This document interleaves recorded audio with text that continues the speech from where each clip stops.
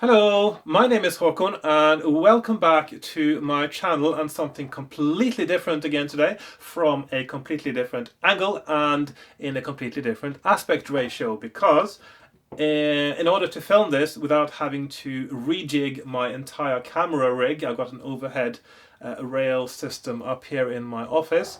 I've had to film this in a vertical aspect ratio. I hope you do not mind.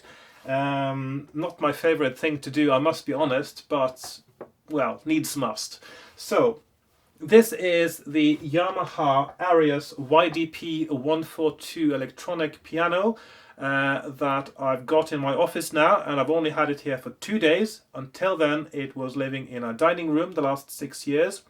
But because of the size of the dining table and other things going on, it hasn't been used much the last few years at all. And I thought that if I move this to my office, I can use it as a MIDI keyboard, I can use it as a piano, and it's quite a different feel to my usual Korg Micro Key 61 keyboard that I use, and it's going to be quite different, and I can practice my piano pieces and things like that on it. And also it's good for, well, I find it quite good for composing as well, or improvising, to use a piano keyboard. So I moved it upstairs all on my own, which I'm never doing again, by the way, because it's really heavy. So yeah, but I got it in place eventually without ruining my back completely. I handled it quite well, got a little bit stiff on the side, but that's past now almost. And one of the first things I realized that maybe I wanted to make a video about, now that I finally have it here in my studio, is to talk about the difference between sampled and modeled pianos and the difference between sampled and real pianos.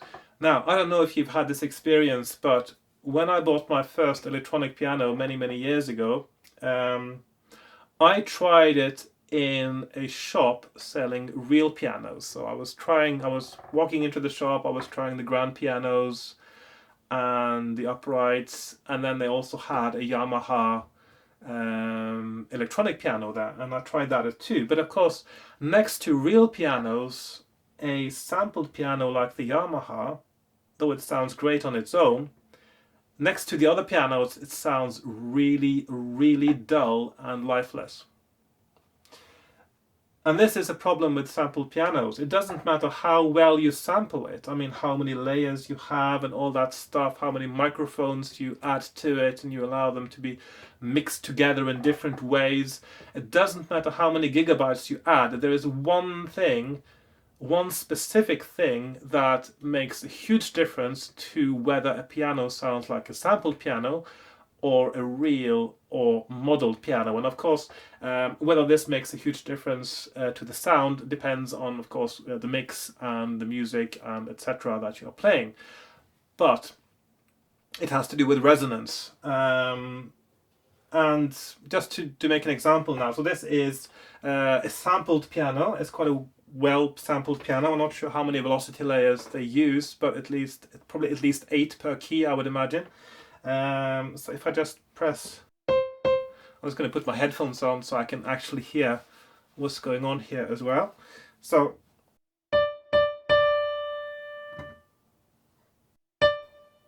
when I hit a key and I release it, then you get a little bit of a resonance tail. And this is also a reason why you shouldn't normally use reverb on a piano, because it's already got its own reverb, it's resonance.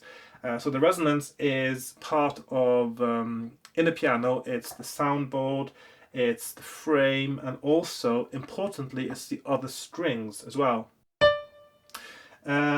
Because what happens on a piano when you put the damper pedal down, so you take the dampers off the strings, and that means that all the strings on the piano can resonate freely. So when you press one key now, with the pedal down, it's not just that string or those strings connected to that key that resonate. So I'm playing a D here now, so that means that also this D here would resonate, and these higher Ds would also resonate with because they have the sympathetic frequencies, sympathetic vibrations with what is the main source of vibration right now in the piano. And this leads us into the difference between a sampled and modeled or a real piano is to do with how this works, because most sampled pianos do not actually sample sympathetic resonance. And the way you can test this is to, for instance, if I do this, I'm putting down these two Ds here. Now on a real piano or a modeled piano, that means that these two Ds right now, they're not sounding, but the damper is off from those strings, which means that when I push this D, those two strings should also resonate with this one.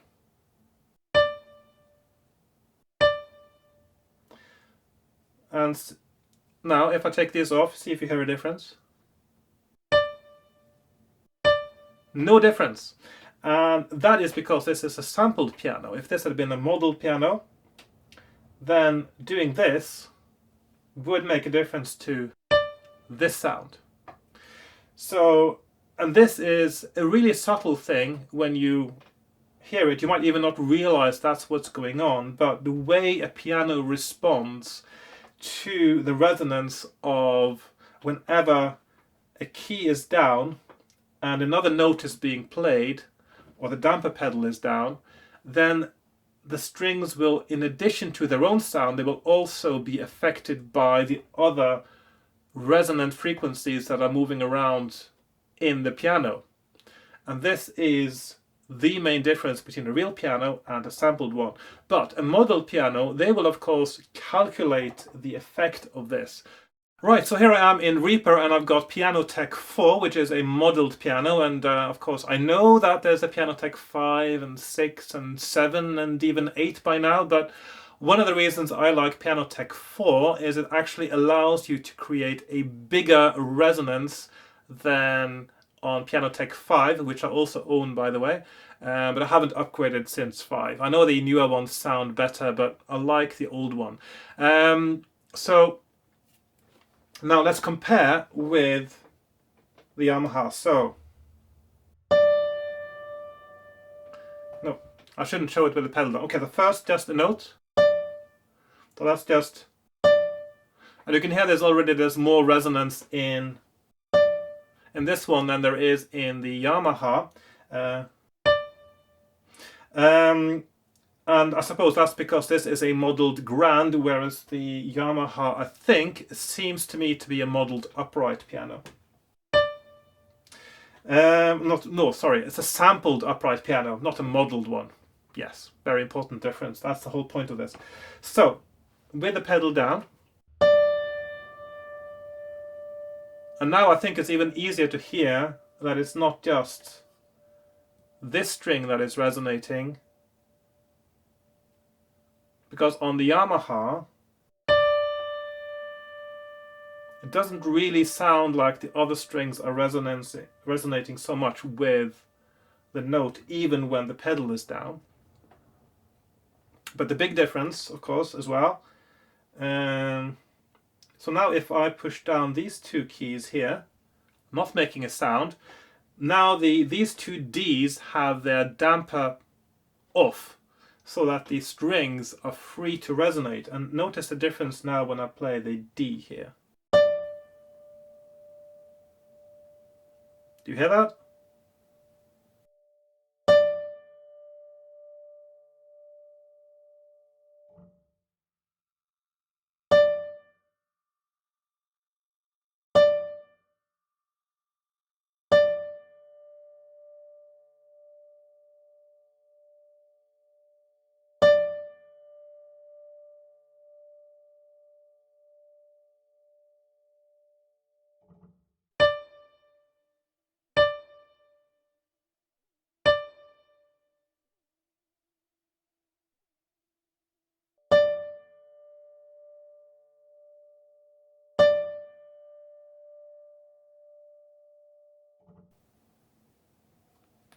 So it's a huge difference because the modeled piano also calculates sympathetic resonance depending on what's being played. And that makes such a huge difference to the sound of the piano. Now, okay.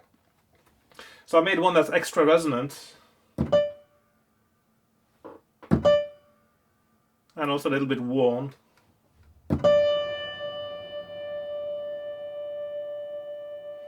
This has a much longer resonance. And almost starts blooming, actually.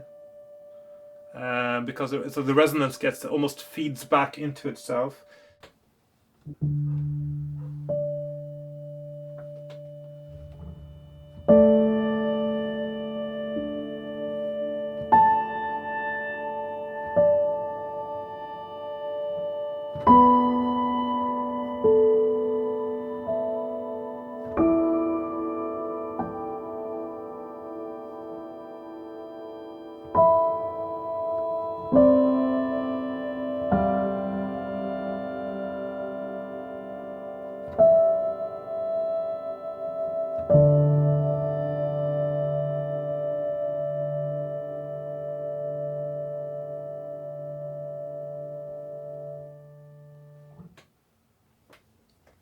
So yeah, so it's a much more interesting thing about the thing about real pianos and modeled pianos is that the resonance works in a different way. A sampled piano is usually sampled one key at a time through up to 128 velocity layers. So each key is just played in isolation, and then you take the pedals down, and then you do the same thing over again with the pedal down, which means you never get the sympathetic resonance, because if you were to sample that, you would have to sample holding a key down and then playing all the other ones. For each key held down that isn't making a sound, you'd have to sample all the other ones being played again, and any combination of them. So it just doesn't work in a sampled instrument to do that. But in a modeled instrument where the sound is calculated, it works. And of course in the real piano it does that without even having to think about it. So there you go. That is the main difference, I think, between a sampled and a modeled piano, and that's why a sampled piano can sound really dull if you compare it to a modeled or real piano. It can still sound nice, but in some music particularly it will sound really dull, and this is part of the reason why. Thank you for watching. I hope you found this interesting and enjoyable. So I'll see you next time in possibly a different aspect ratio. We'll see. Bye for now. Bye bye.